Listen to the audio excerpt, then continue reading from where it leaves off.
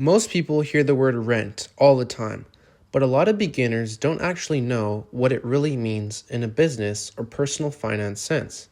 So let's break it down in a simple, real-life way. Rent is basically a payment you make to use something that isn't yours. You don't own it, you're just paying for the right to use it for a set amount of time.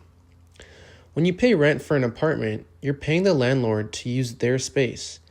If a business rents a store, they're paying the property owner so they can run their shop there. Even renting equipment, like a camera or a car, works the exact same way. You pay a fee, you get to use it, and when the time ends, you give it back. Rent exists because owning everything outright is expensive.